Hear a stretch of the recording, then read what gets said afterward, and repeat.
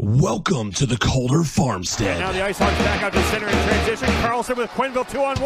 Right wing Carlson, Quenneville scores! Here's a chance for Patera. He scores! Off the face-off! Up it's Eminger. Pulled back to Werenski. Has it, shoots one, bounces off a man. 5 seconds left. Werenski, another jam on the shot, turning and firing. They score! Scores! They score! Now they catch each other and they both go right over the top. Matching rights to one another. McDermott gets the helmet off of Cassie. And now, with 9 minutes gone in overtime, the Bears breaking out right side with Bear. Looks like cutting to the net. Bear will score! And here are your hosts, Cece and Sean. Hello and greetings from the mile-high city of Denver, Colorado. And Karlstad, Sweden. Oh, yeah. Welcome to the Calder Farmstead podcast, episode number 24 for Tuesday, March 30th, 2021. If you were hoping for a podcast featuring a tutorial on live animal birthing, we are not going to be much help, thankfully. This is an American Hockey League podcast, and my name is CC Hockley. And I'm Sean O'Brien. And as always, we thank you for tuning in with us. If you're new to hearing CC and I talk about hockey, we're going to recap the last weekend in the AHL for you. We both watch a lot of AHL games, and we're going to talk about what we see when we watch the film, as well as use some advanced stats to help us break it down. If that's new to you, you might want to head over to our podcast feed or YouTube channel, wherever you listen to us from, and check out episode 0. You got to scroll all the way to the bottom, but it's down there, I promise. It's a short primer on some of the stats we're going to be talking about, as well as how we view what's important on the ice. So if you're new to some of the more advanced hockey stats terms like PDO or the point shares model, or newer hockey terms like controlled zone entries, go check that out, so you better be able to pick up what we're putting down. I promise it's not that nerdy or technical. It's only 20 minutes. And let's be honest, you wasted 20 minutes today Googling Suez Canal memes. So why not spend a little more time talking hockey with us? Again, Sean looking at my browser history, finding out what I do during the day when I'm at work, just to take a break. But I digress. First and foremost, before we get into the series recaps of the weekend, I want to give a shout out and a little nod to Philippe Applesauce Maillet for his CCM Player of the Week nod after scoring 1 goal and notching 7 assists in 3 games this past week, including 5 of those apples coming against Lehigh Valley on Wednesday night. Now, if you don't know, Maillet in French means mallet. So you get the apples, you get the mallet, you get the applesauce. So there you have it. You're welcome. Dad jokes on point to start this one out. But hey, with that said, let's go. Speaking of Lehigh Valley, who Maillet put up all those assists against, let's start with that series. Lehigh Valley Phantoms against the Binghamton Devils. Picks were, well, Friday, 7 p.m. at Bingo. Saturday, 7:05 p.m. at Lehigh Valley. I picked Bingo on Friday, Lehigh Valley on Saturday. Sean picked a Lehigh Valley sweep. Guess what? Sean, yes, hip hip hooray, of course, picking the sweep and getting the sweep. Lehigh Valley 3-2 victory on Friday. The Phantoms 6-3 victory on Saturday. And of course, the model very favorable to the Phantoms. How dare I doubt the model? Lehigh Valley was 65.5% on Friday. And of course, you've got that home ice advantage with no fans, 65.9% on Saturday. I mean, I think Sean, they have like 2,000 fans in the building, but yeah, it's not the same. Oh, I didn't know the Phantoms were allowing. They just started. I think if I heard correctly, they're about to up it to like 2,500 or something like that. You know, they're going to like 20% capacity. I want to say it is. So they're, letting some people in, but like it's really a tiny amount of home ice advantage. It's more built in as a like travel bonus, sleep in your own bed, not have to, do the travel routine kind of thing. That's really all it is. And we're seeing that in the results. Anyway, Sure. Sorry. No, Continue on. perfectly fine. Perfectly fine. Let me begin here by saying we talked in the preview about keys to the weekend for the Phantoms. Got a singular word in between 2 plural words, kind of threw me off. Apparently, we said that establishing an aggressive forecheck should be a priority for Lehigh Valley. Is that how they came away with 2 wins here, Sean? Not really, no. They didn't roll with the 2-1-2 forecheck that we saw earlier in the season and that the Flyers have used at times. They opted for a mostly pretty conservative 1-2-2, which was good in stretches on Saturday, mostly in the late second and the third period. But that's about it. 1.5 periods of good forechecking is not a dominant weekend performance by any stretch. I guess against Binghamton, you don't have to have a dominant weekend performance. No dig at the Devils. Okay, maybe a little dig at the Devils there. Yeah, sorry. But hey, okay. Second key was discipline. They kept the Devils power play on the bench, right? Right? Very much no. The Phantoms gave the Devils 11 power play opportunities, including 3 in the third period of a close game, one of which was a full 5-minute major on Zayd Wisdom for what was a serious contender for stupidest penalty I've seen taken on the season. Oh, no. In case you missed it, Zayd Wisdom took what looked like a slash from Graham Clark behind the play in the neutral zone. It's not really clear. It was away from the camera, but he, didn't take lightly to that. Charges right up to Graham Clark as he's, 5 strides away. And instead of just continuing on or grabbing Clark and pushing him, trying to get him to drop the gloves as retaliation, he immediately throws the gloves off and just starts throwing punches on Clark, who is an unwilling combatant in this. He gets a 2-minute instigator, a 5-minute fighting, and a 10-minute misconduct. Clark took a roughing call to offset the instigator, but it gave the Devils a 5-minute power play in a tie game in the third period. The Phantoms are incredibly lucky that it didn't cost them the game. Wow. Not very wisdomous of Zayd Wisdom. Yeah. Not very wisdomous at all. Wow. I must have missed that because that's a stupid penalty at a stupid time, and Binghamton, in spite of themselves, wow, couldn't capitalize on it. That's rough. Okay, hang on a sec. I am lost. Exactly how did the Phantoms sweep the weekend here, aside from not being able, Devils not being able to capitalize on that 5-minute power play? On Friday, the Devils were the better team, period. How'd they lose? Same way the best team loses 90% of the time. The voodoo. Lyon made the saves when the Phantoms gave up dangerous chances. Jill Sen did not. The Devils were absolutely the better team through 2.5 periods of Friday's game. The last half of the third, I'd say the Phantoms turned it around a little bit, played, I would say, to about a draw for that portion of it. But the Phantoms did not deserve to win Friday night. But the Devils couldn't finish chances at the rate the Phantoms did. Throughout the weekends, Lyon still looks to be shaking off rust, but looked much better than Wednesday versus the Bears, which I acknowledge is not saying a ton, as he looked pretty rusty in that game. He's still not tracking the puck as well as he usually does. Case in point, the Devils' third goal on Saturday. On Saturday, I thought the Devils were the better team through the penalty kill on Garrett Wilson's interference/boarding call that Jill Sen ruined as a double minor because he got a penalty as the backup goalie on the bench. I want to repeat that. Garrett Wilson got an interference boarding call, should have been a double minor on him. It came out to only be 1 penalty because Jill Sen, the backup goaltender on the bench, got into a shoving match and threw a punch at a dude who was on the ice. It is maybe the only instance I've ever seen of a backup goalie not enter into the game, but still get a penalty. It was wild and stupid.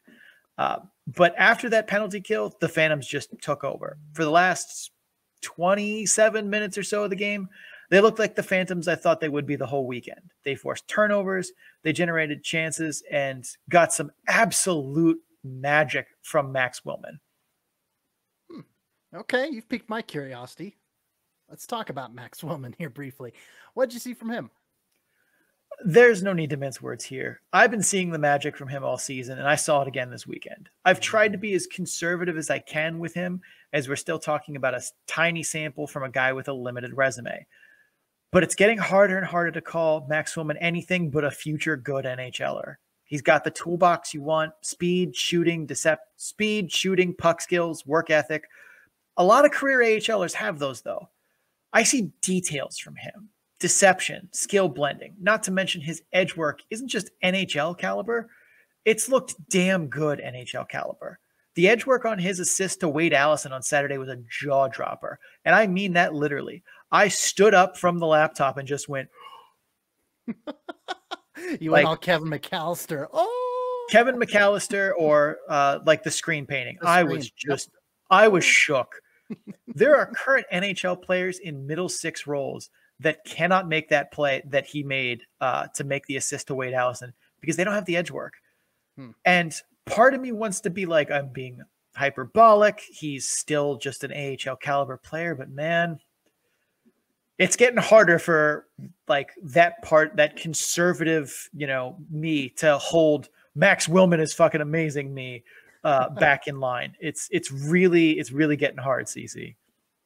Well, hey, I have to give you a tip of the cap, whether it was intentional or not. When you started listing his toolbox and you started to say deception, and then you kind of pivoted and started mentioning other positive aspects, and then later on in a sentence you mentioned deception. That was a good use of deception right there. I thought you were going to say it, and then you didn't. Then you said it later. So maybe a little subconscious deception from in a little tip of the cap to Max Willman. But hey, you've used that term edge work before. You've used it before a few times.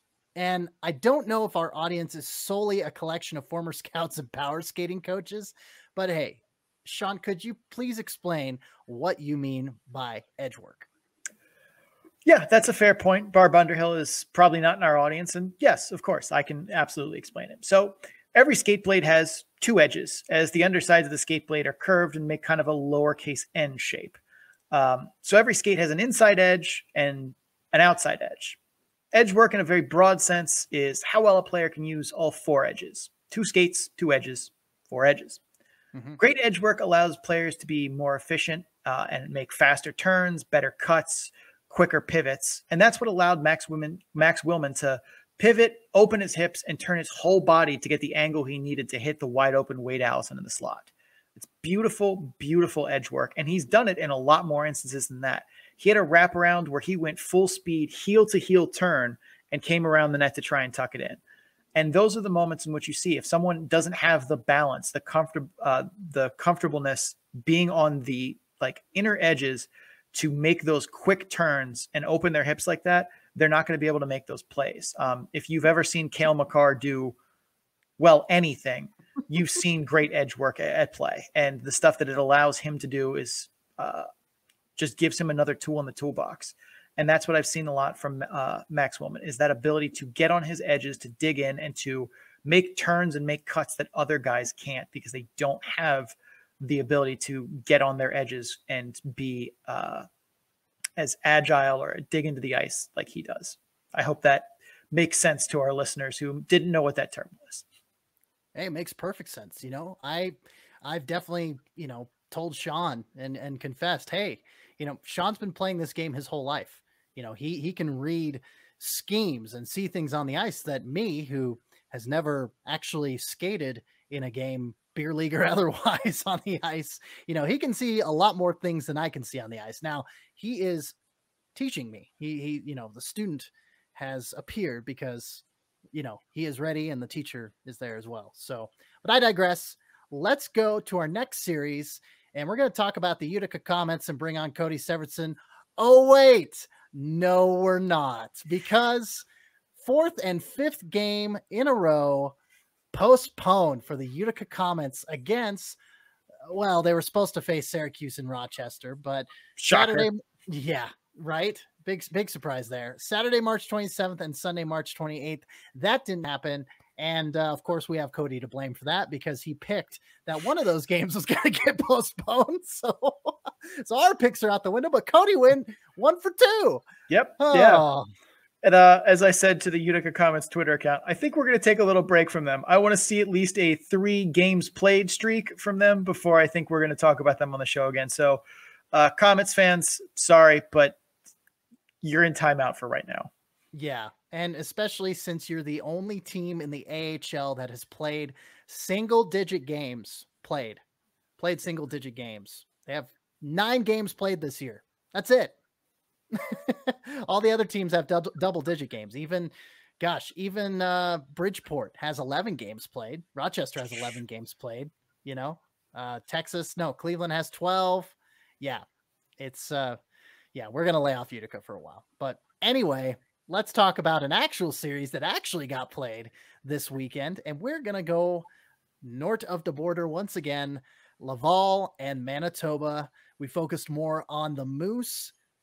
I picked a Laval sweep because they're hot right now. And Sean picked Manitoba in games that Burden started. The model, Laval 55.8% in the weekend. And the results Friday, Laval 1-0. Sunday, Laval 5-3. And did Burden start in any of those games? He started both. A rare occasion for me to gloat. Okay, my gloating's done because that happens less often than you getting it right. So, but man, Laval is just so good. I mean, they just keep stringing wins together. They're unstoppable. And the pick of them kind of being the runaway favorite. I mean, we say this every show. Our preseason pick of them being the runaway favorite in the Canadian division. That's held. It held. You're damn right. It's held. it's a hell of a held for sure. But Sean, in the preview, we talked about a lot of things the Moose should try to do, or should do to try and take this weekend series. Let's go quick one by one, and then we'll circle back. So first, we talked about good puck management. Did the Moose do that over the weekend? By and large, not yes, but not no. Probably closer to no. They were okay-ish. Friday was sloppy, but mostly net neutral, and they were kind of sloppier in the offensive and neutral zones, which, when you turn the puck over in the offensive zone, defensively, it's not as huge a gamble. When you turn it over in the neutral zone, that's still bad, but not, unrecoverable in most cases. Sunday in the last 7 minutes, though, they were bad. Go ahead. No, that's you probably could have gotten like a begrudging yes from me if it wasn't for that last 7 minutes on Sunday. Well, next one is physicality. We talked about them needing to be physical and finish checks, but not chase hits. Did they do that? For the most part. I didn't see any real good examples of chasing hits, and the Moose were physical. I'd like to have seen more finished checks, but I'd give them a completed here. Maybe not an enthusiastic one, but they were, I think, the more physical team, or at least they were a physical team. Maybe not more than Laval, but they definitely brought physicality. If it's an elementary school, I was going to say grade card, but that didn't make sense. Report card. Report card. There we go. Then they'd get probably an S for satisfactory. Is that fair? That's very fair. Okay. Next up, they needed to capitalize on the power play the Moose did, as Laval stays out of the box often, but when they take penalties, their PK is very average. Did they do this? 1 for 8 on the weekend, 2 for 11 if you want to count Thursday. They certainly generated a fair amount of power play chances, but they couldn't finish them. I would call this half credit. Like, they were okay-ish, but not... They definitely could have leaned a little bit more, or could have gotten a little more power play production, and it would have helped them, but half credit. Next up is Manitoba rattles the goaltender early. Sean, you advocated for an aggressive strategy out of the gate with 4 forwards and 1 defenseman to start the first few shifts of the first. Always that aggressive type of power play with Sean's coaching, quote unquote, style. Now, you acknowledged that the Moose wouldn't do that. Regardless, did they get to the goalies early? No. While Caden Primu let up a bad one, it was later in the game. He looked poised for the most part. I don't really feel like they were able to get in his face and cause him to become or cause him to unravel at all. I'd call this a whiff for sure. Last but not least is that bottom 6, and they needed to play to a draw and avoid bleeding momentum into top 6 shifts. We talked about this the past couple episodes about the Moose. Did the bottom 6 play to a draw on their shifts? I don't think so, no. Colmare's line gave up momentum a lot to Laval, including 2 key goals. So that's going to be a big no from me, dog. And it cost the Moose. That's a no from me, dog. I like that. Dust that off and use that every now and again. Now, Sean, you also picked the Moose to win the game. Burden started. As you talked about earlier, he started both against Caden Premu, who also started both of the games of the series, as I mentioned. Why didn't Burden steal one of those? Well, the Moose had a great shot to take both games. Friday was maybe the ugliest game of hockey I've watched in years. Teasdale and Paling scored on a nice rush chance pretty early on in the first, and then Sean, wake up. Yeah, there were literally no registered shots on goal in the final 6 minutes of a 1-goal game for either side on Friday's game. Oh, it was ugly. That was I genuinely I think nodded off during in intermission because I was just it was an ugly game, but the Moose were in it until the end, but and Burden I thought played very well. But they just could not put a puck past Caden Premu that night, or for the most part on net. There were so many shots wide, so many blocked, that I think there were a couple that hit the post as well. No, actually, never mind. There were a bunch that hit the post, which, if you could just put those, like one of those, I think 3 posts in, it's a very different game. But I mean, Laval very much shut the offense down with about 8 minutes or so left in that game and went full prevent defense, which maybe given how the game was going to that point, it was kind of hard to tell, but going back and reviewing a little more, they did that. In all seriousness, though, I mean, one of those post shots goes in for the Moose, that we're talking about a whole different game here on Friday. On Saturday, as I'm sure a lot of Moose fans have already tried to drink the memory of Saturday's final 7 minutes out of their memories, because that was an epic collapse. They gave Laval everything they could handle and then some for 43 of 60 minutes on Sunday. And then Laval's forecheck just stopped having any of that nonsense and went into miracle mode. They pulled out, 4 goals in the final 7 minutes, including an empty netter. But final 6 minutes. Final 6 minutes, yeah. That really broke the back of the Moose. And I mean, I have to imagine that was not a fun locker room to be in after that. Like, they pulled off a miracle earlier in the series, and they had a chance to take, a game from Laval, premier team in the Canadian division, and they just couldn't pull it out. I will say, though, I would be trying to think of the word. I wouldn't be like hopeful necessarily, but the Moose by and large played Laval to a very close weekend series, and including Thursday's game, a pretty good, slate of games against the best team in the Canadian division. They are punching above their weight class here, and they're doing a pretty good job of it. Like, yes, they may have lost those games, but there are a lot of positives to take away from, playing Laval that closely, because nobody else has really done that this season. Yeah. And, you mentioned the miracle on, what was it?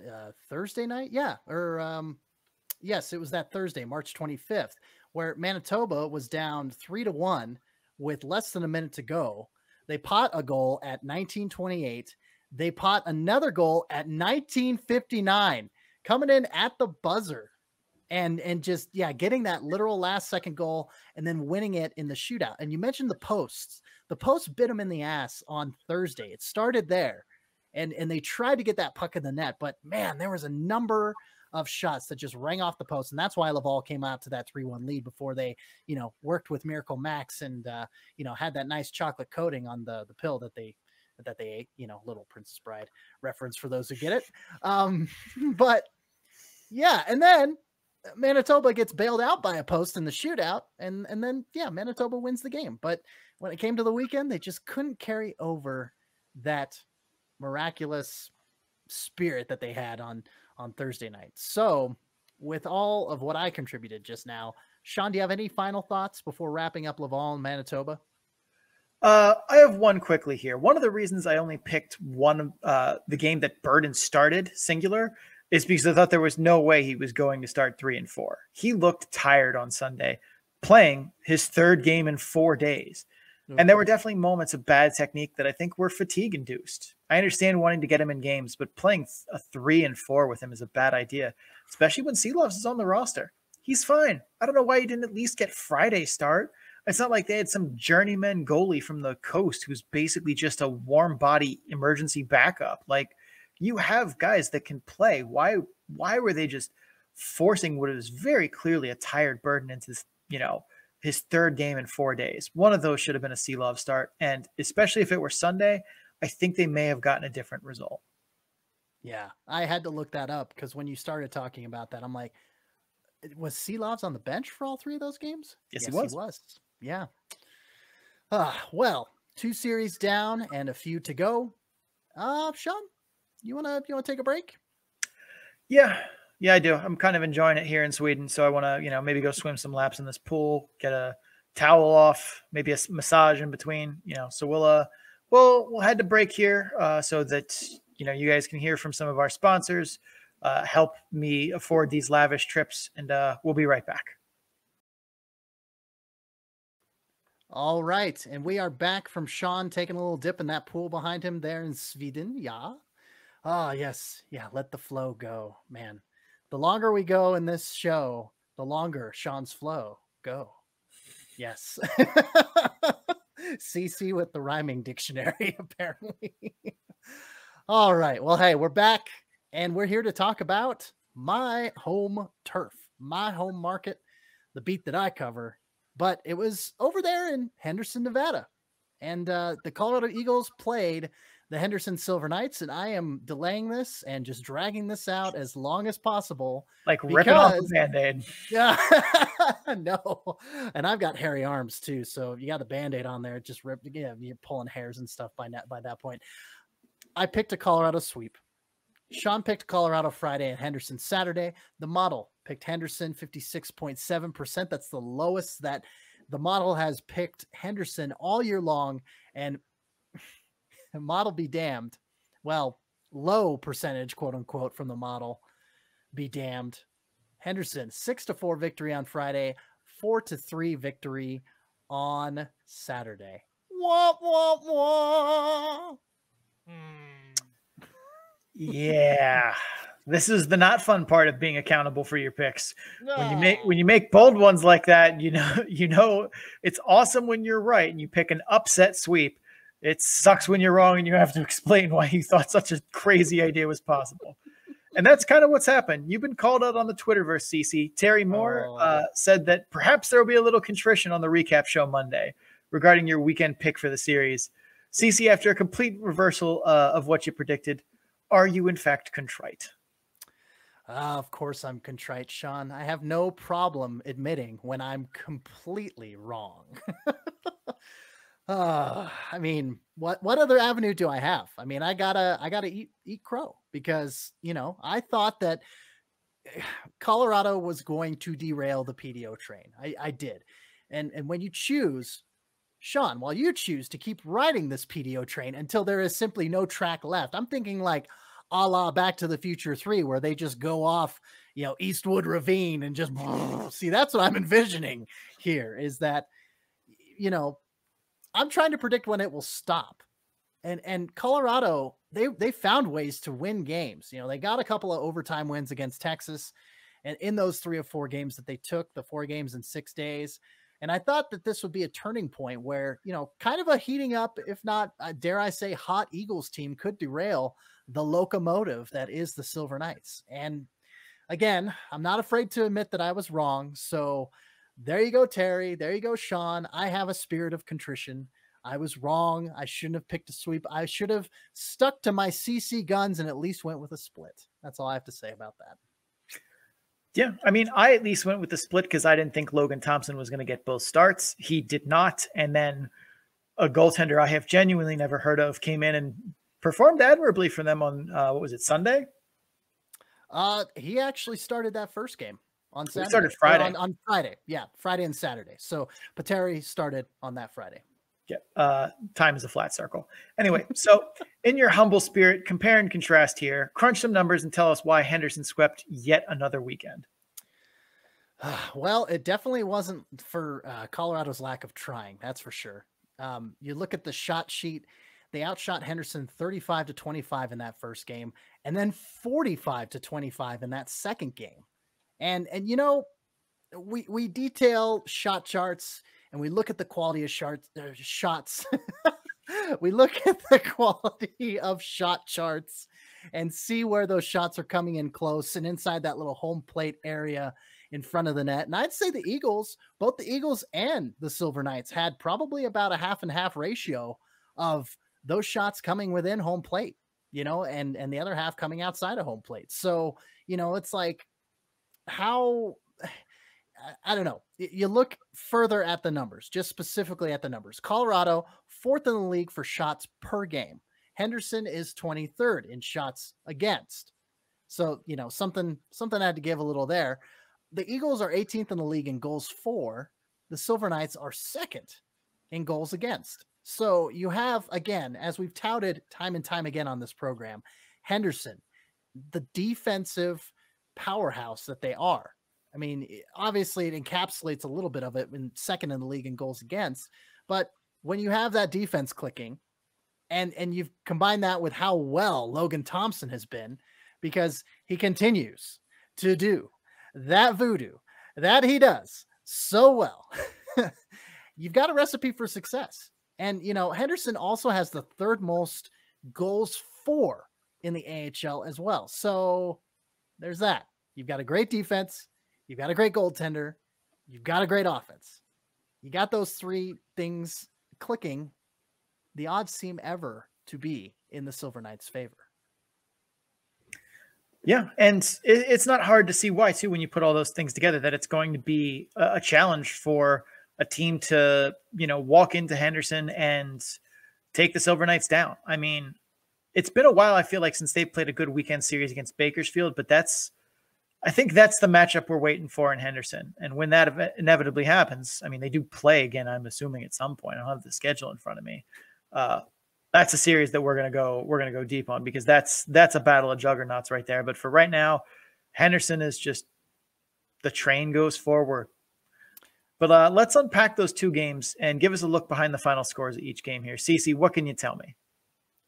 Well, so that first game, Colorado fell behind 5-1 halfway through the game, and they had to rattle off 3 unanswered goals before surrendering an empty netter to, well, they surrendered an empty netter to seal it for Henderson. And they've had a bad habit all season long of allowing that to happen. Like, it doesn't happen every game, obviously, because they've actually won some games, but they put themselves under pressure to dig out of a big hole.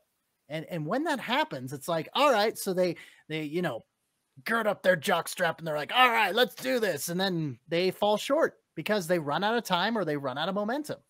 And the second game was better. You know, they started off with a 2-0 lead before surrendering 4 straight goals in the second period and adding only 1 themselves in the third.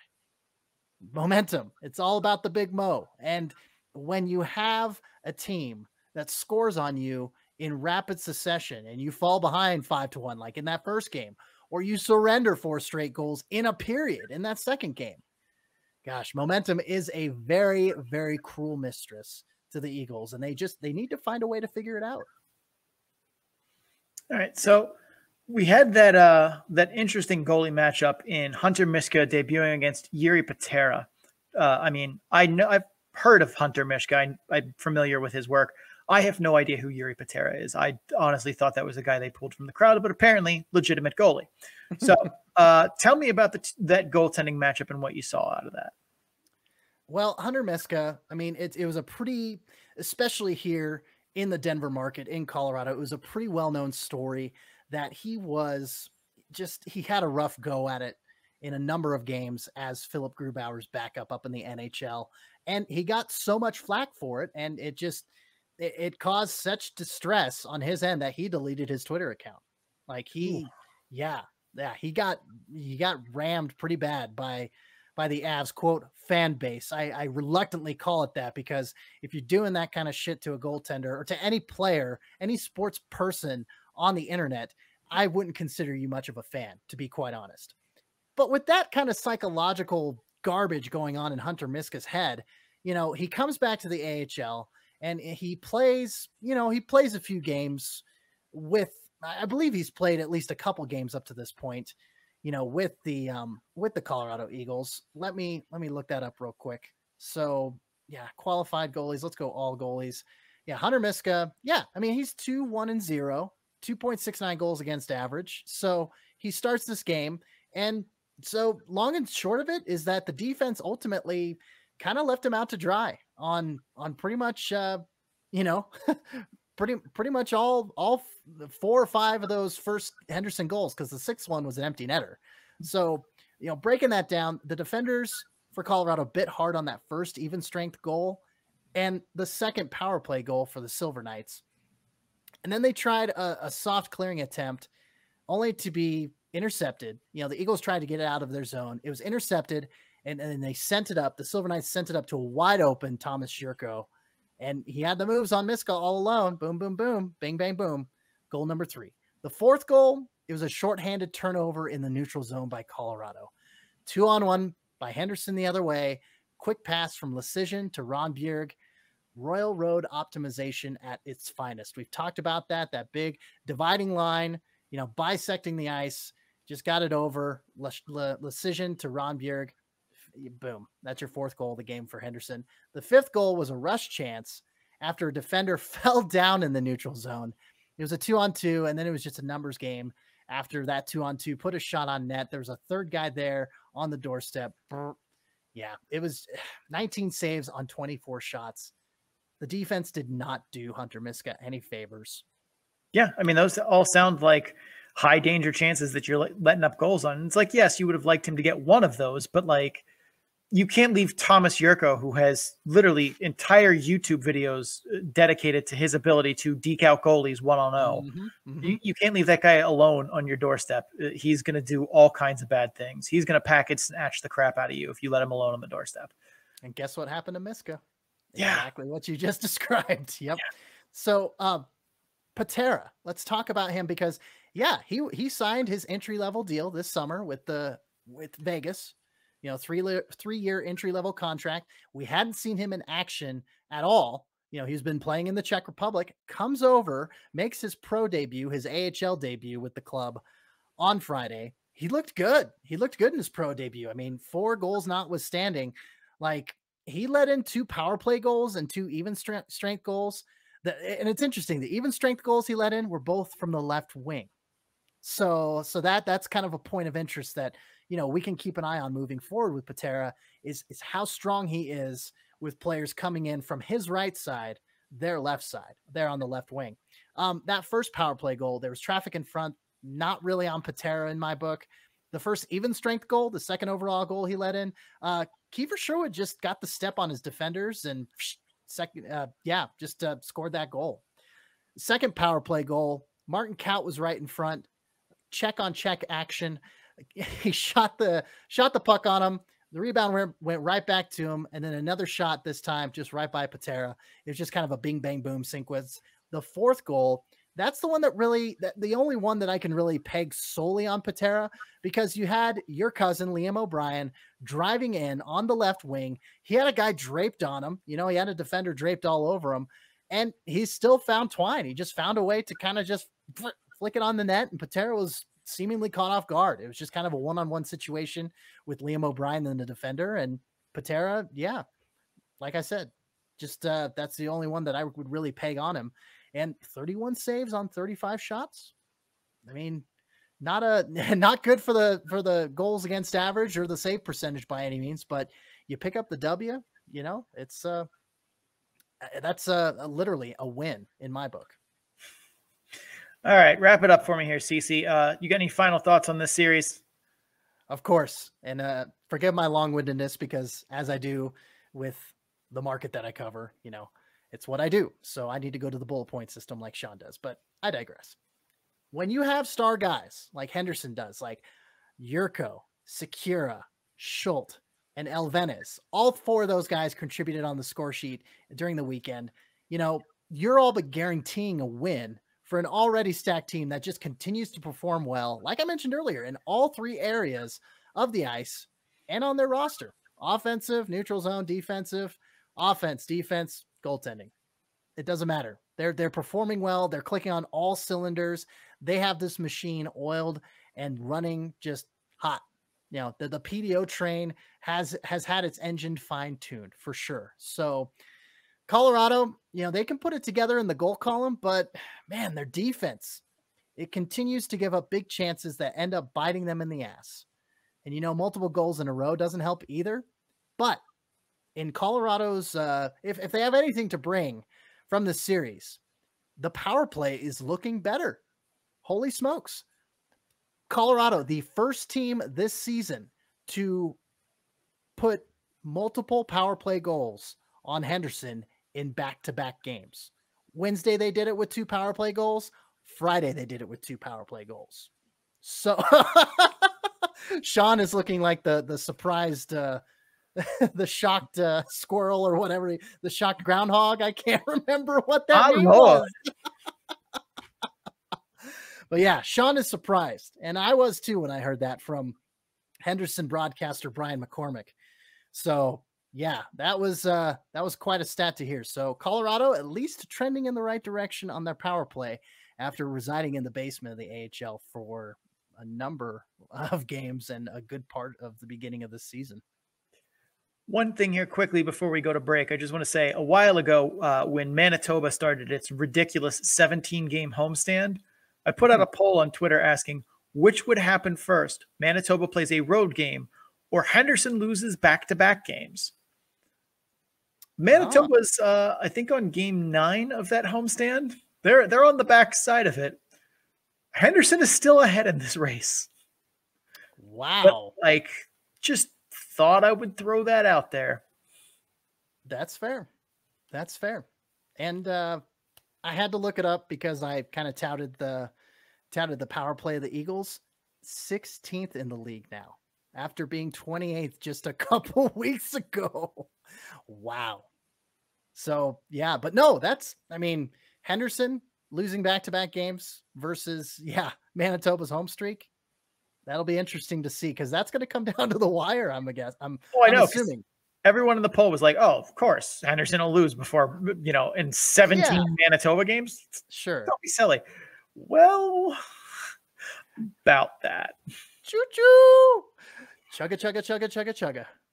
All right, let's take one more break here. I think we probably have 2 breaks left, give or take, and we will be right back with you guys. Just gonna pay some bills, but we'll be right back. Hang in there. We're gonna talk Texas and Cleveland next. All right, and we shift from the Pacific Division, and we're going to head on over to the Central Division. Texas Stars versus the Cleveland Monsters. AHL Central Division correspondent for Full Press Hockey, where we reside, Elaine Shercliffe, covered all 3 games this weekend, so unfortunately, she was not available to record and talk about the series herself, but let's talk about it. Sean and I are here, so here we go. Saturday, 7 p.m., Sunday at 4 p.m., both games in Cleveland. I called a split. Sean called a split only if Kivlenieks started one. The model being very coin flippish. Texas, 51.8%, slightly favored. Yeah. So the results. We were both correct. Well, I was correct, I think. I didn't pick, but yeah, Kivlenieks didn't start, but there was a split in the series. Texas 4-3 on Saturday, Cleveland 5-2 on Sunday. So we got a split here, like I mentioned. But Sean, you picked the Monsters if Kivlenieks got a start in net for Cleveland. He did not, but they still earned the split. What exactly happened here? Well, for one, I didn't make the obvious connection. If Hayden Stewart is on the bench for games, which he was prior to this weekend, and Kivlenieks isn't in Columbus, that means one thing.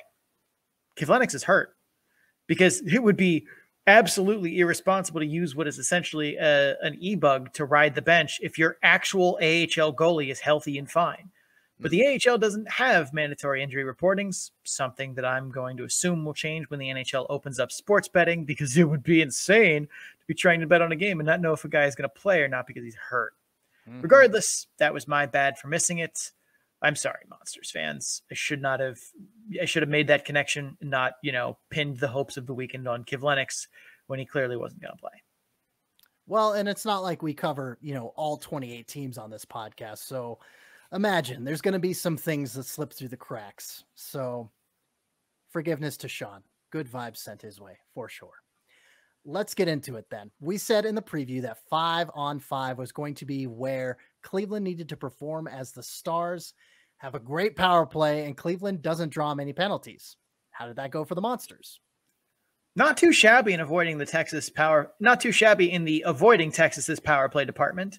They took 3 penalties a game, which was around the average they'd been giving up going into that weekend. So maybe not extra discipline, but good enough. The power play goal the Stars scored was off a fluky bounce on a dump in and not the fault of the PK or Thiessen. In the grand scheme of things, though, I think they outplayed Texas in the 5-on-5 department.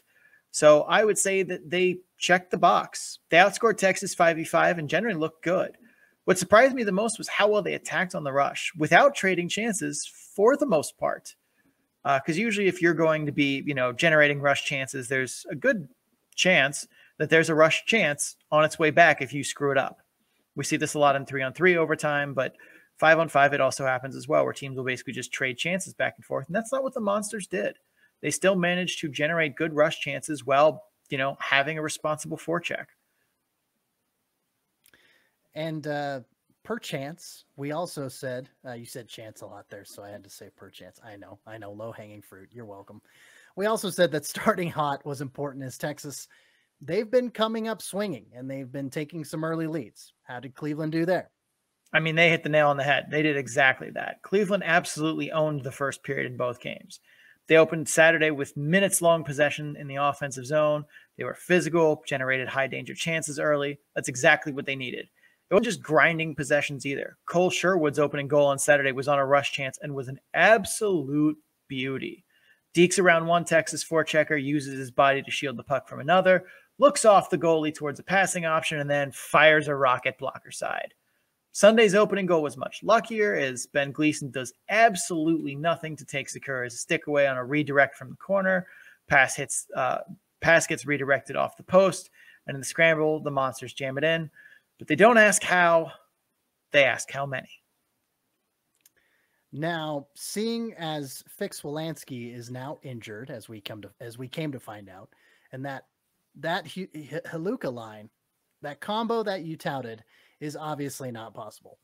So let's talk boring forecheck and puck management. How did the Monsters do there?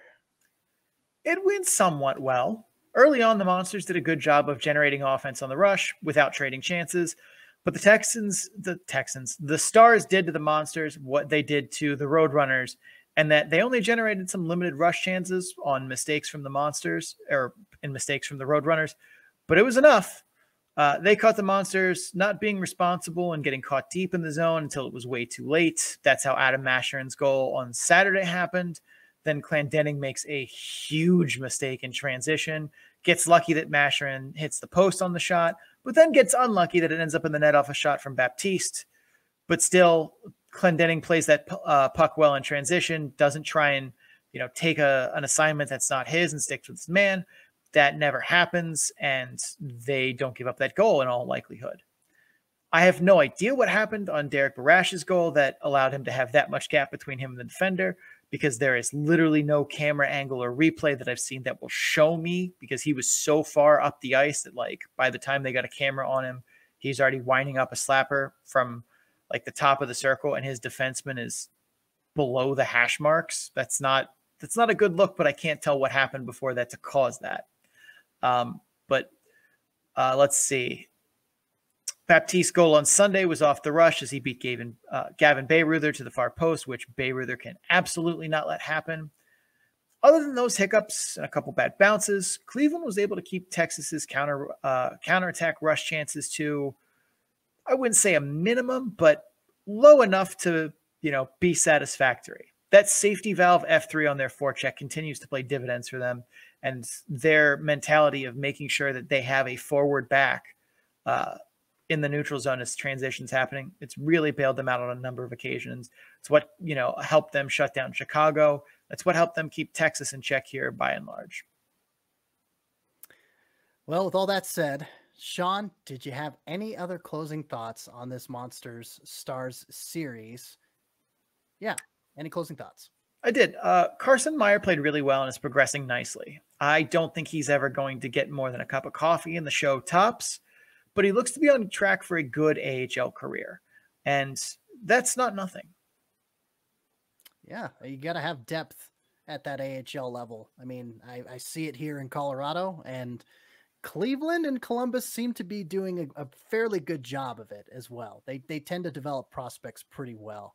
So, by and large, I'd say better than average, but I wouldn't call them like Anaheim with defensemen, who's ridiculously the gold standard. Fair enough.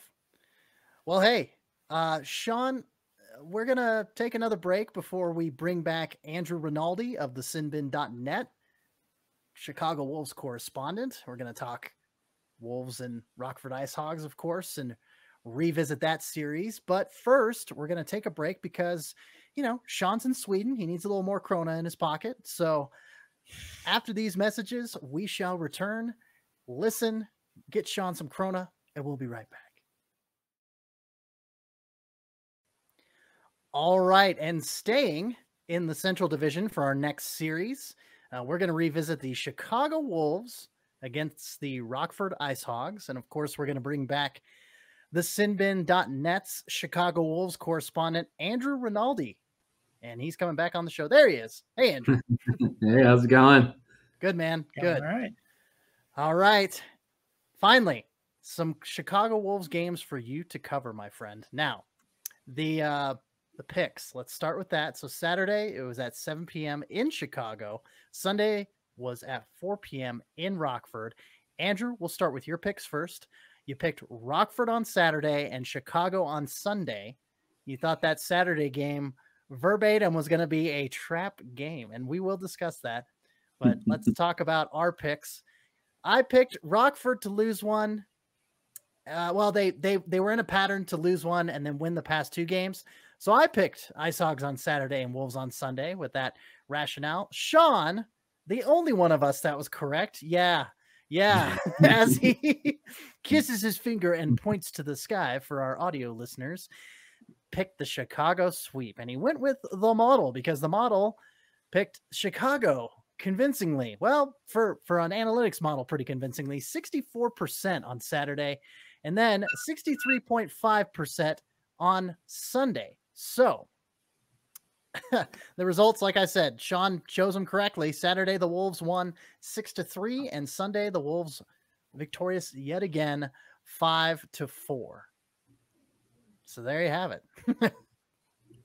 Yep. And I mean, some of the keys that we went over for Rockford to try and take one of these, one of the big ones we had was Cale Morris starting both games. And after a start on the 22nd, where he allowed 1 goal on 39 shots, we thought Cale Morris was getting released from the dungeon where he was in prison to actually get in games. And nope.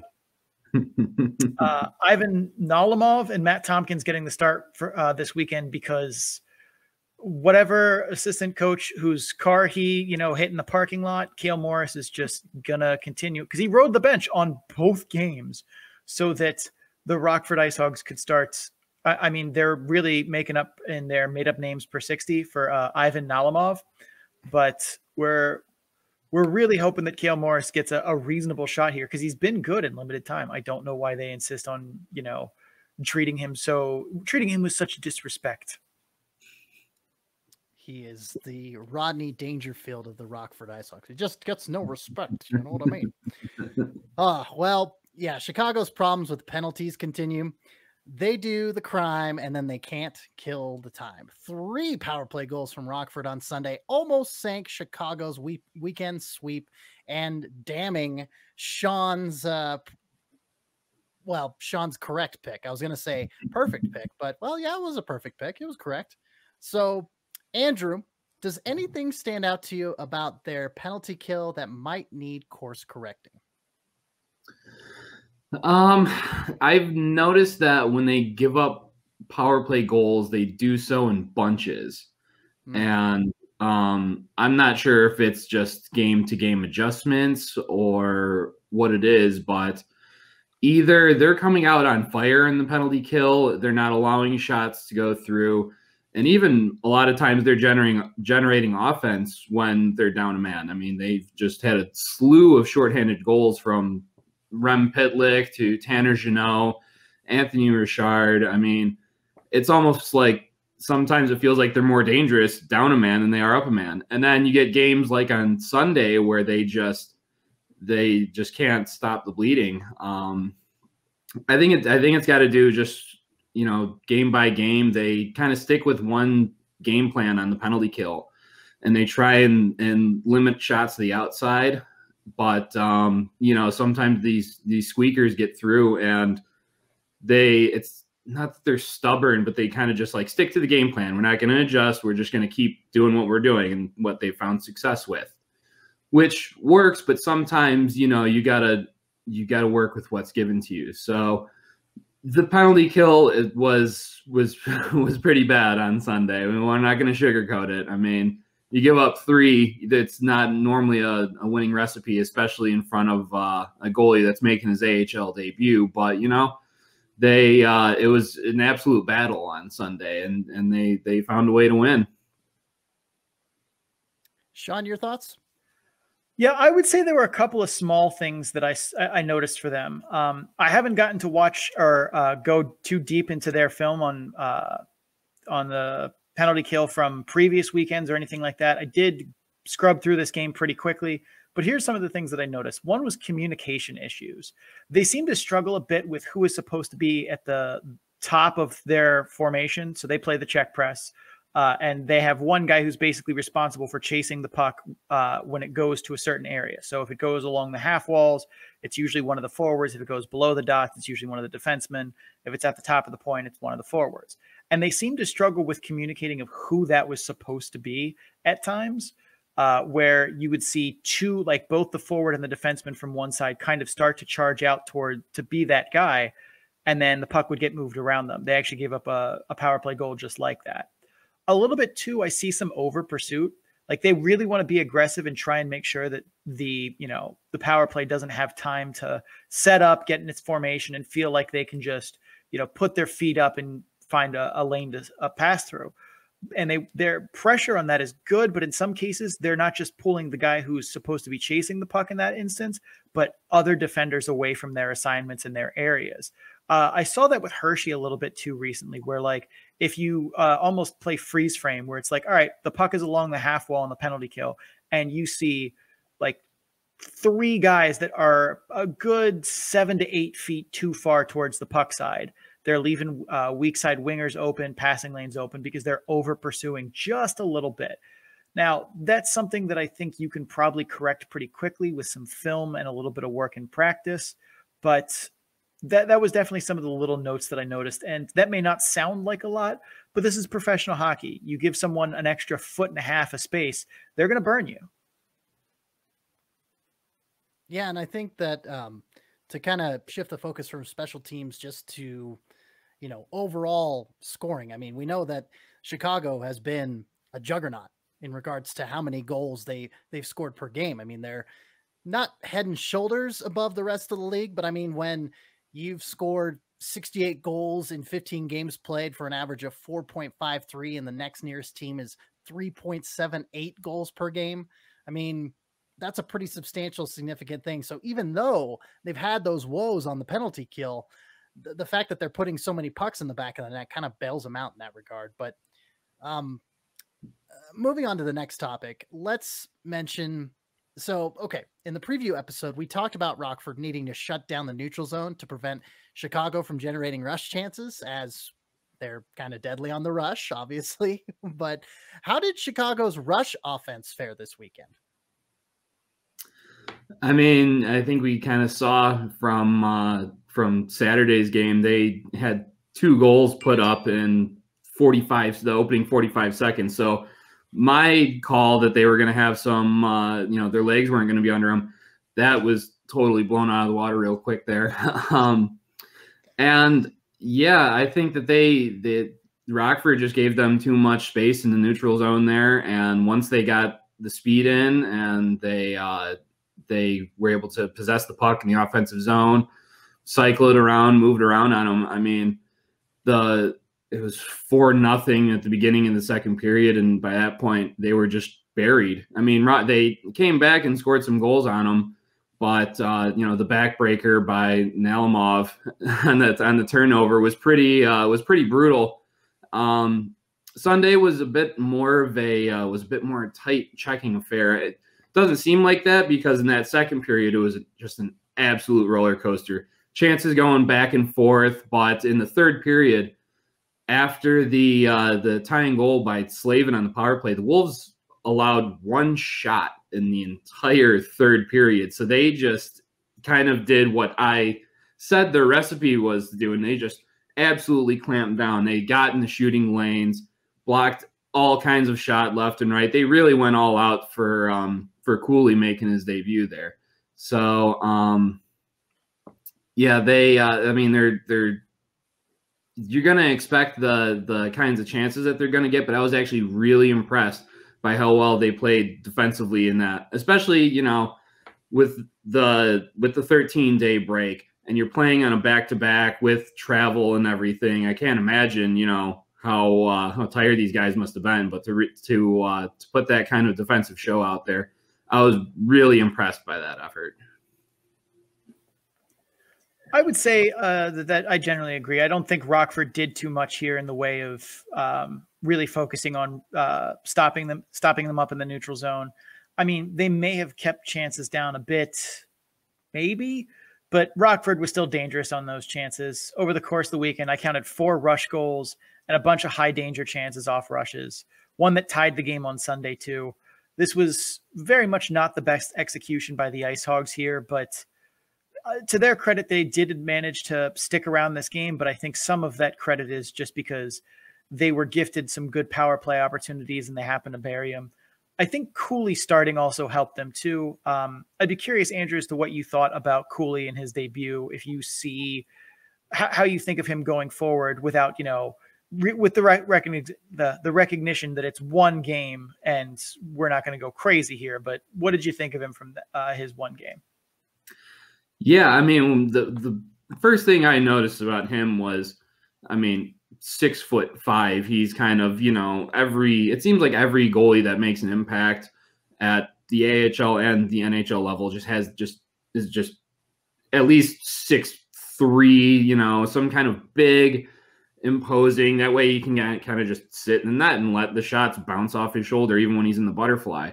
And I saw, positionally, he was there where he needed to be. I didn't really see a lot of jitters in his game.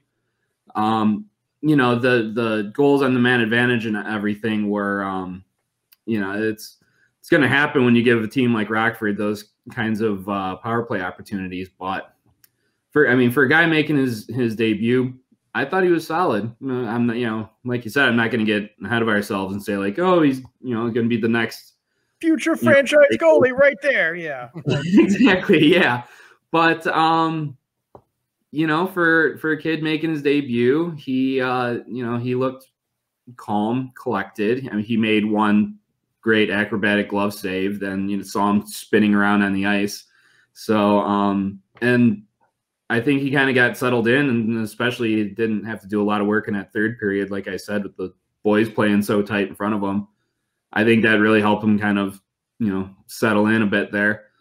And we'll just have to see what he has going forward. There's already been the 4th goalie for the Wolves here, with Warm on the taxi squad. I don't know how much more we're going to see of them, but you're going to have Bebo and Helvig there. I don't know how much of Cooley we're going to see. Those two guys have been pretty dependable for him, but I think he's shown that when he's called upon, he can get the job done. I would say so. And I would say, I think he's probably going to be limited just because there's, a lot of quality net minding in front of him. And it doesn't seem like Chicago is going to be a team that's just cycling goalies through, like, say, Rockford. Really Toronto. I'm trying to think who did a really good job of that earlier this year, of just trying to get everyone to like touch their NHL club. And Boston did that a bunch with Providence, with Swayman and Vladar, and getting starts out of guys you weren't expecting, including me. But but I don't think that Chicago is really about that life. It doesn't seem. So he's probably going to get weird moments like that where it's just like, we could give him a game here. Let's give him a game. I saw a little bit of like nervous movement at times, but it was few and far between. Like nothing that I would point to and be like, oh, he was super nervous. He, didn't rise to the moment. But like there were some things that I feel like could be corrected, but they were small and it's a 1-game sample. I'm not really going to try and draw too many conclusions, but I thought he looked fine. I don't know too much about him, to be honest.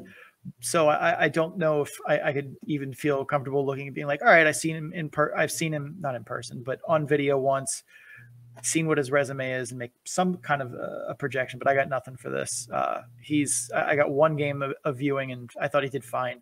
A little short, a little handcuffed by, the penalty kill in front of him. I'm not going to pin that on him, but I think he's going to struggle to get starts more than just, once every other week kind of thing where they're just throwing him a start because they can.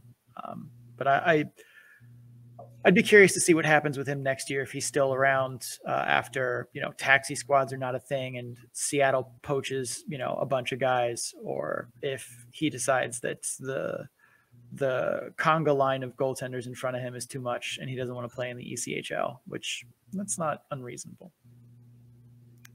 Last but not least, I know we've touched on it here and there in our conversation about Sunday's game, but the Wolves getting the job done on Sunday. But is it concerning to you, Andrew first, then Sean? Is it concerning to you guys that it took a Matt Tompkins goof up playing the puck to make that Wolves victory happen?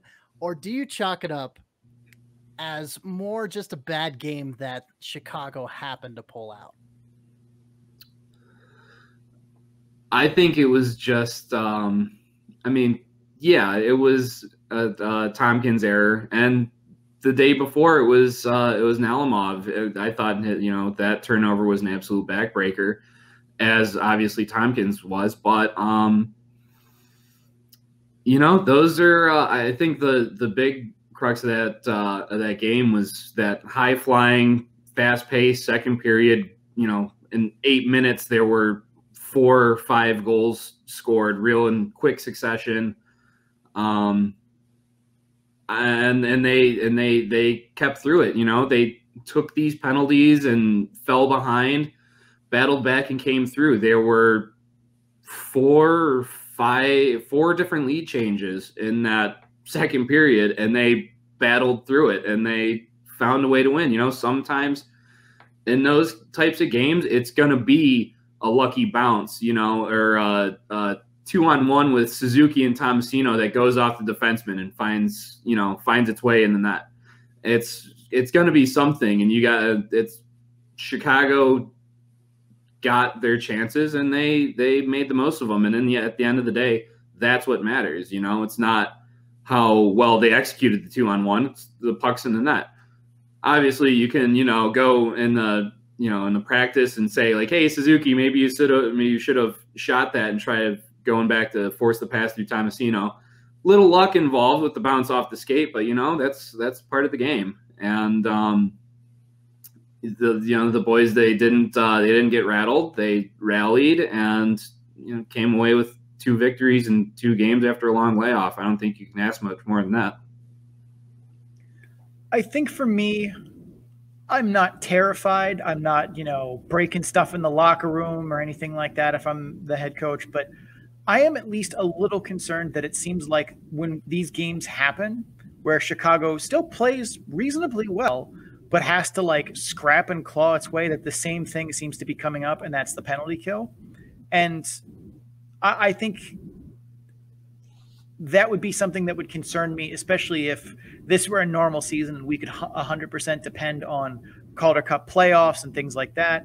That would worry me a little bit, that it seems like it's the same thing that's always pushing us in these games, because as the teams get better and the games get tighter as you go further in the season, this becomes one of those obvious Achilles heels to be attacked, especially because it's not just that their penalty kill has not been great, it's that they have to use it a bunch. They're one of the most penalized teams in the league, and that concerns me a little bit as well.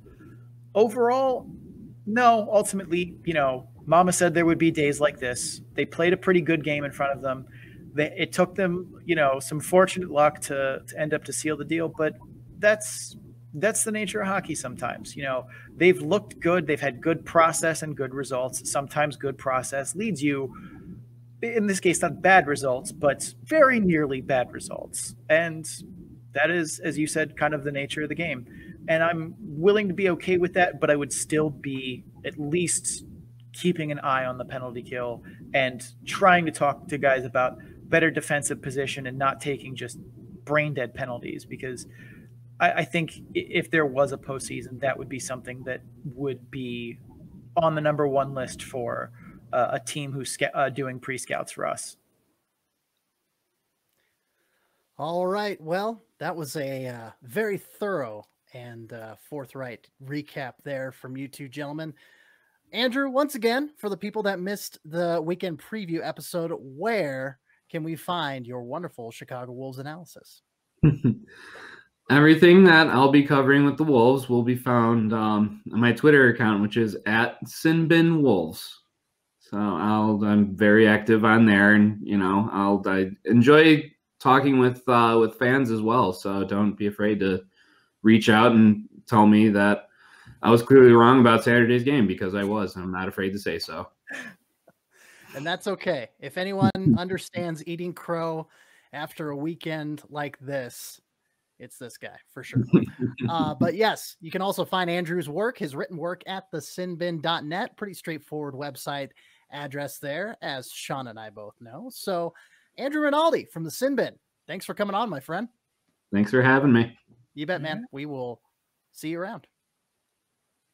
All right. And with Andrew's departure, that concludes our series wrap-ups from the weekend. Well, we've got a couple different things coming up in this next segment to close out the show. Of course, we got the cream of the crop. Yeah. I'm not going full Macho Man on that. I'll blow my voice out too soon. So I'll just give you a little taste of the Macho Man with the cream of the crop. Yeah. And of course, after that, Sean's got another quiz, and we'll see who will be doing our outro. So after these advertisements, word from our sponsors, please listen. That's the key for us to get paid. After these messages, we'll be right back. Yeah. Big thanks to Andrew Rinaldi of the Sinbin.net, AHL Wolves correspondent, Chicago Wolves correspondent for them, and helping us break down the Chicago Wolves and Rockford Ice Hogs series that happened this past weekend. So always nice to chat with him a little bit. And yeah, we'll definitely have him back on again, I think. So now that we're done with the series and recapping the weekend that was, it's time. It's time for our lactose intolerant avoiding portion of the show, because we're going to get a little dairy here. And we're going to talk about the cream. We're going to talk about the cream of the crop. Yeah. Oh, I'm feeling the madness. Going to pick our 3 best AHL players. And you know that they, on balance, off balance, it doesn't matter. They are the cream of the crop. Yeah. Whew. Feeling pumped for this segment, apparently. Absolutely. Let's go. I'm ready to run through a wall. Let's go. Let's go. All right. Sean, you first. Cream of the crop. Who do you got first and foremost for your pick this weekend? I mean, first and foremost, we got to go Tanner Lashinsky. He single-handedly won the game for Lehigh Valley in Binghamton. 4 goals, no assists, 4 points on the weekend. I mean, he was as clutch as you could be in terms of performance. He scored a shorthanded goal on that 5-minute major that Sade Wisdom took. That was the game-winning goal for them. Absolutely have to give it to Tanner Lashinsky.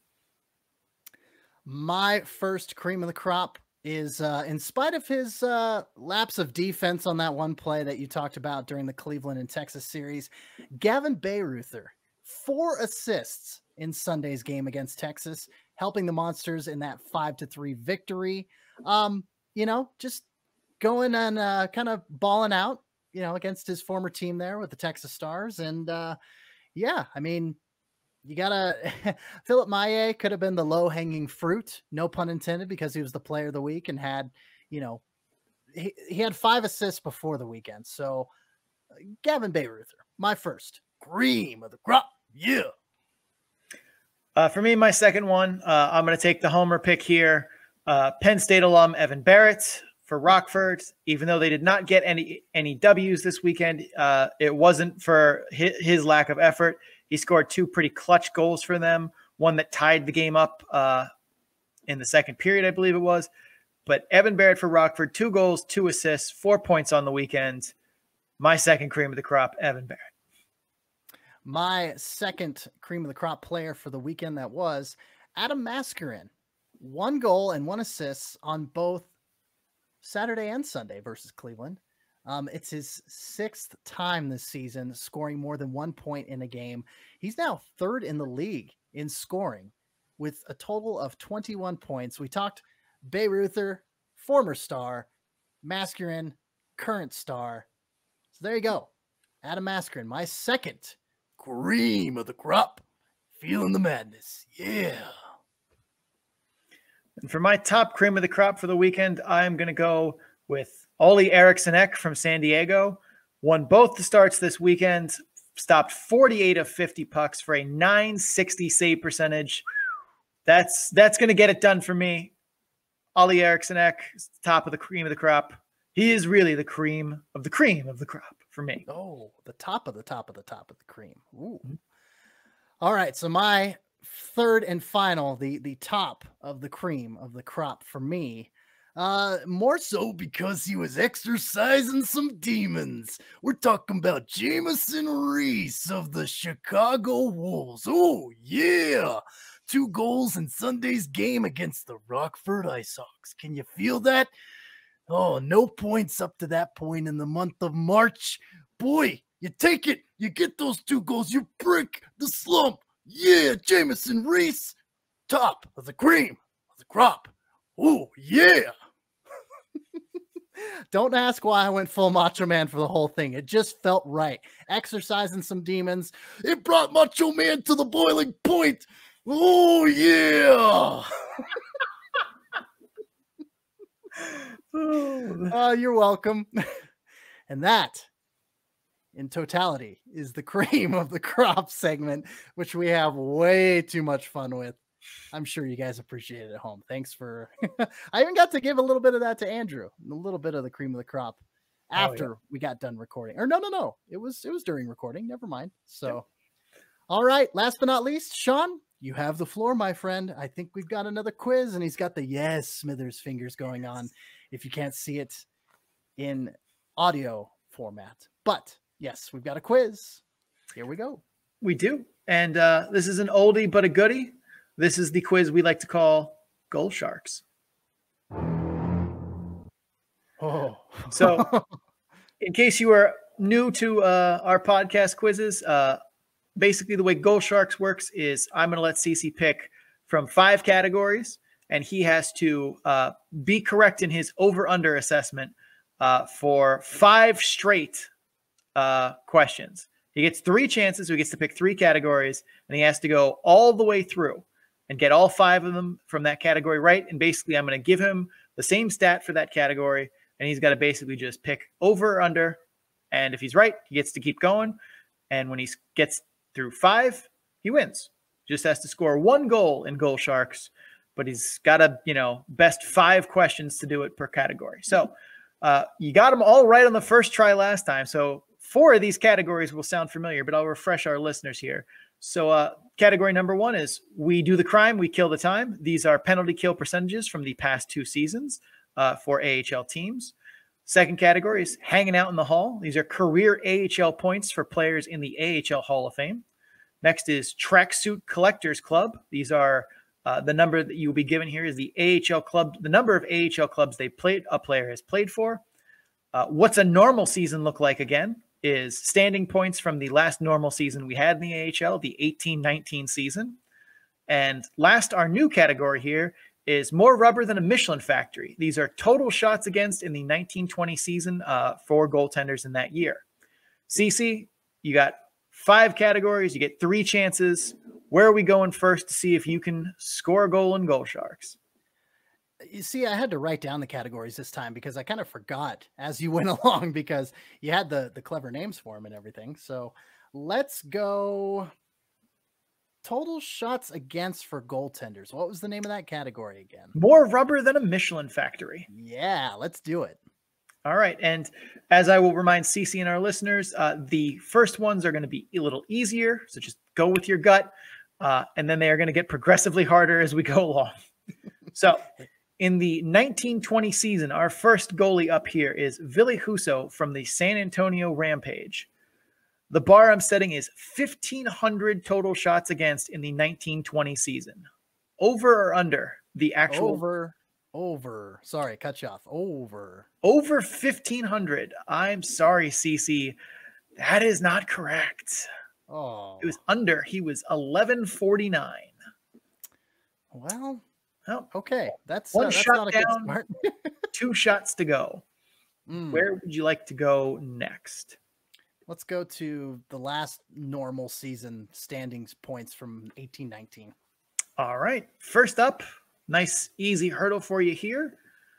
The Colorado Eagles from 1819. The bar is 86. Over or under 86 standings points for the 1819 Colorado Eagles?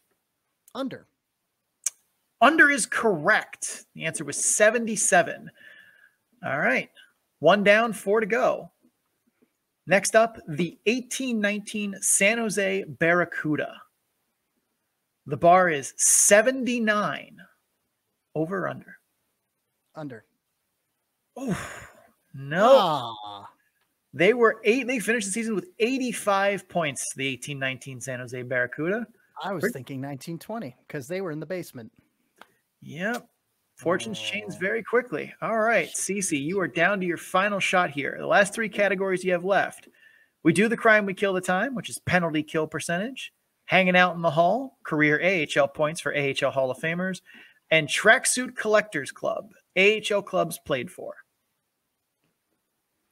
I will take Tracksuit Collectors Club for 500, Alex. All right.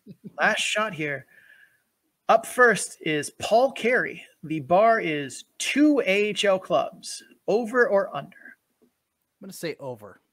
That is correct. He's played for 4. That would be Providence, Hershey, Belleville, and Lake Erie. All right. Next up in the Tracksuit Collectors Club is Rich Clune. The bar is 6. Over or under? I'm going to say under. That is correct. He's played for 4. That is Iowa, Manchester, Milwaukee, and now Toronto. 2 down, 3 to go.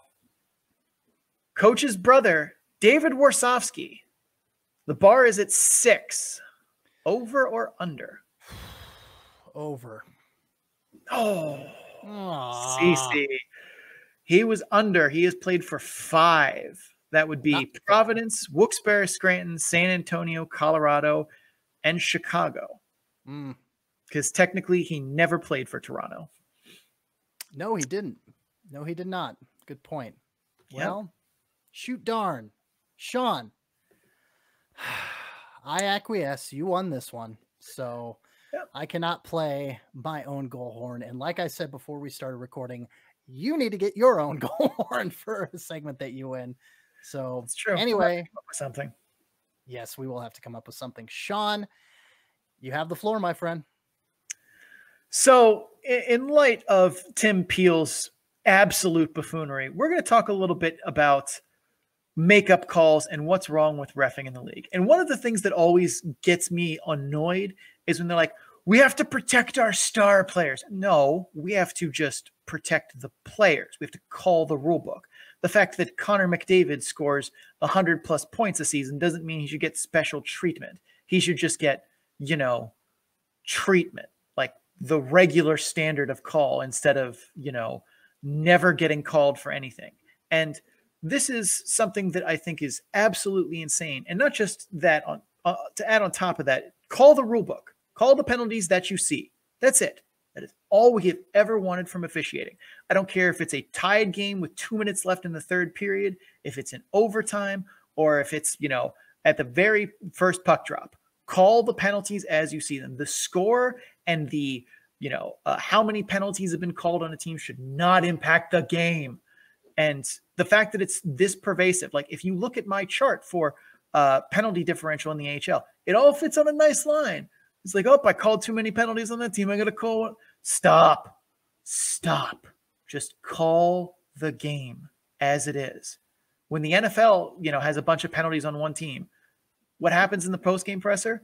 The coach says, oh, well, we were sloppy. We didn't execute. There's no mention of, oh, we needed some makeup calls and didn't get them. I was confused. This doesn't happen in other sports. Why does it happen in ours? Stop the madness, refs. Stop it. I remember a game that Utah played against Idaho down in West Valley City there in Utah in the ECHL.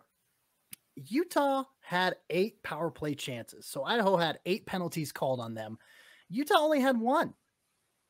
And I don't know if that was just an imbalance of ref calls or what, but like I would rather see more of those games. If you have a team that's not as disciplined, then, this back and forth, even keel, such and such, it's just, yeah, that's my 2 cents. Sean, you said it much more eloquently than I did, but I said it angrily. I don't know about eloquently. All right. Maybe I used the wrong word there, but hey, that's the end of the show. And I get to kick it off this time. Again, still getting used to this. Yeah. Sean in the video, he's all, rubbing his hands together. That's it for the show. Like I said, if you guys are enjoying the show, please make sure to subscribe so you get episodes in a timely fashion, the latest episodes I may add. Also, please rate and review the podcast wherever you are listening to it from. See, told you I wasn't used to this. Or if you're watching on YouTube, like the video and comment what you thought of this episode. Don't forget to subscribe either. Doing so helps others find the show, and your reviews help us improve it. You can also follow the show on social media at Calder Farmstead on Twitter, at the Calder Farmstead on Instagram and Facebook, and links to all of that and more can be found on our link tree, which is scrolling below for you video viewers. But if you can't see it, the URL is linktr.ee/the Calder Farmstead. I'm Sean O'Brien. You can find me on Twitter at Sean O'Brien 81. That's SeanObrien 81. I'm also on an ever-improving Instagram account at Sean O'Brien _81. Both are personal accounts. My Instagram is more of the goofy things around me. My Twitter is more random takes. I'm about halfway through the Zack Snyder cut of Justice League. And when I finally finish the movie, we'll probably have some tweets about that. But in general, they're personal accounts, but mostly still hockey. If you're curious about the stuff that we talk about, like PDO or the point shares model or what any of that is, you can find all of that on my Tableau page. I create all of it. You can go to find that at the URL bit.ly/data dump and chase, all lowercase, all one word. Lastly, big thanks to Adrian Drake, who made our theme music. You can find him on social media at AD_dysfunction. That's DYSFUNCTION. So you can make music for you too. Cece. And my name is Cece Hockley. You can find me representing Full Press Hockey on Twitter at FPC_AHL and my personal Twitter account at CCHawk. That's SEESEEHAWK. Mainly I tweet about hockey, but I throw some music tweets in there, some pro wrestling tweets in there. I am a multifaceted individual, so that is not, that's something that transfers over to my Twitter as well. Imagine that. Check out my writing on the Full Press Coverage Network at www.fullpresshockey.com. And last but not least, the Calder Farmstead is part of the Full Press Radio Network. Check out this program, other hockey programs, and a whole ton of sports and sports entertainment podcasts at Full Press Coverage.